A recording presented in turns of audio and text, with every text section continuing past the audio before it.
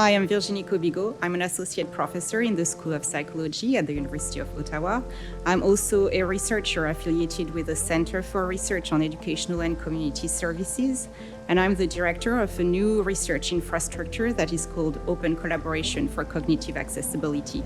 Open is a social enterprise based at the University of Ottawa that offers a platform for inclusive research. We make sure that we can adapt processes, research methods to make the research process accessible to persons with cognitive disabilities. So I'm more of an advisor. So I give the knowledge, I give the experience to Virginie, Fatou, and Hajer.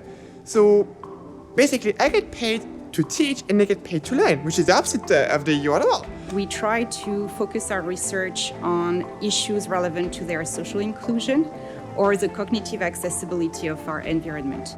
Historically, the sciences is a very kind of not very inclusive area, not very many women, people with disabilities, or racialized groups, which I am all three. So working in this research group has been very amazing, and I've learned a lot on the intersectionalities between my identities and how to use that in my research. So I learned a lot about cognitive accessibility, but also being a Black woman, I realized that Black people are underrepresented in the disability studies. So I think that that's an area I would also like to explore. So I've also learned to use my personal experiences to enrich my research. Even if you're not a researcher working on topics relevant or directly relevant to persons with cognitive disabilities, it's easier for you to understand their needs and do research that might have an impact if you involve them in the design of your experiment or in the knowledge translation phase. Our contribution it's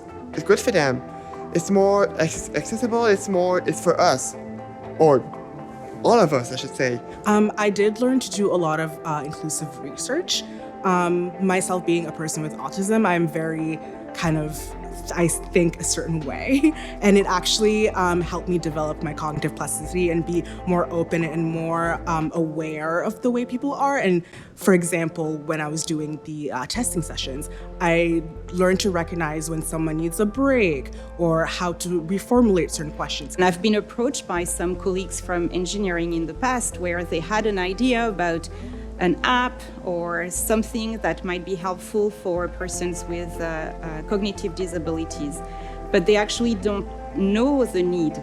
They don't know exactly how it could be used by the persons if they don't have access to the individuals to make sure they are in tune with the needs of this particular group. I think the main need is awareness. I think people are not very informed, and I think it probably is due to them not having contact or lived experiences. So I think increasing awareness is really what's needed. Partnering with inclusive researchers might help them have access to that knowledge that would make their own research more impactful because the link with the population is better articulated.